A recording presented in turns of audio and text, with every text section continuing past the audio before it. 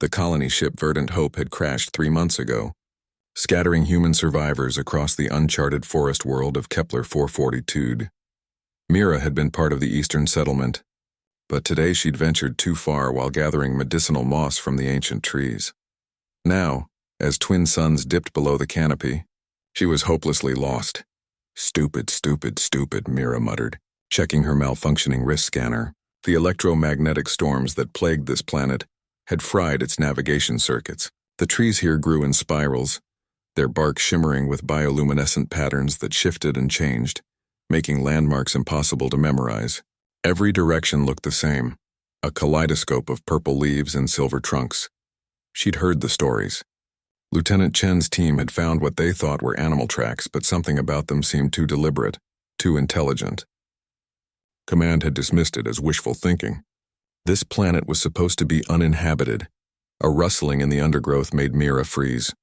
Her hand moved instinctively to the plasma cutter at her belt, meant for clearing vegetation, but it would work in a pinch.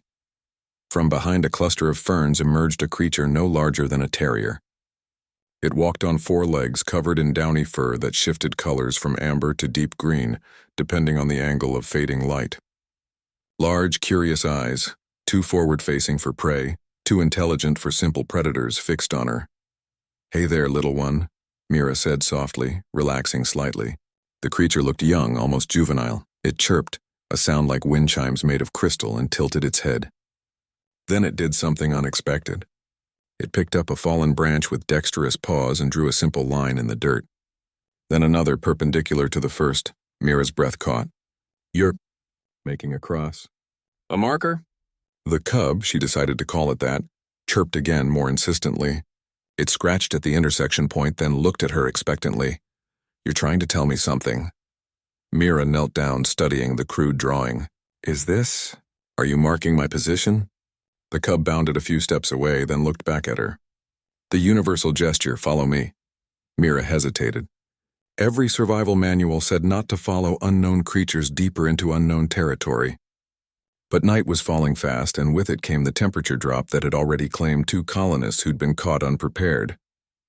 Her shelter was equipped with a beacon, but only if she could get within range. "All right, little guy, lead on." The cub moved with purpose through the forest, occasionally stopping to wait when Mira fell behind.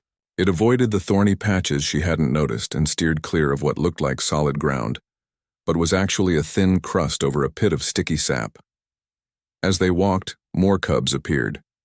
First 1, then 2, then half a dozen, all similar in size, all chirping in what seemed like coordinated communication. They flanked Mira like an honor guard, keeping her on a specific path. "You're hunting me," Mira realized aloud, stopping. This is a trap. But the first cub, she'd started thinking of him as Cain, after the Urdu word for universe that her grandmother used to say, chirped urgently and gestured with his paw at the darkening sky. Then he pointed to her exposed arms, where goosebumps were already forming. He wasn't hunting her. He was worried about her. "Okay, Cain, I trust you." They traveled for another hour, the cubs adjusting their pace to accommodate her slower, clumsier movements through their forest. Mira began to notice things. The way they marked certain trees with claw marks. How they paused at specific locations to chirp in different tones. Low for danger. High for all clear. These weren't simple animals. This was language. This was culture. Humanity had searched the stars for a century, finding endless microbes and the occasional complex aquatic life, but never another sapient species. And here, crashed on an uncharted world, she'd stumbled into first contact with a guide no taller than her knee. Just as full darkness fell, Mira saw lights ahead. Her settlement's perimeter floodlights. "Oh, thank God," she breathed, then turned to the cubs. "Thank you. Thank you." Cain chirped softly and reached up, placing a small paw on her hand. It was warm, the fur incredibly soft. The gesture was unmistakable. "You're welcome, friend." The other cubs began to retreat into the forest, but Cain lingered. He drew another symbol in the dirt, a circle with radiating lines. The sun. Then he pointed to it and to Mira and back to the forest. "You want me to come back? Tomorrow?" An enthusiastic chirp. Mira smiled, exhaustion mixing with exhilaration. "I'll be back. I promise. We have so much to learn from each other." As she walked into the light of the settlement, soldiers rushing toward her with relief evident on their faces, Mira looked back one last time. Kane sat at the forest's edge, his fur now perfectly matching the shadows, nearly invisible. But his eyes caught the light, reflecting it back with an almost knowing gleam. Humanity had always prided itself on resilience, on the ability to survive anywhere, on ingenuity in the face of impossible odds.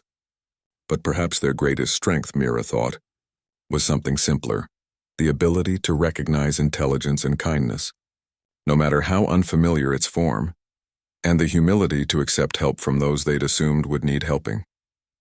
Commander Wells would want a full report. Lieutenant Chen would finally have his proof of intelligent life.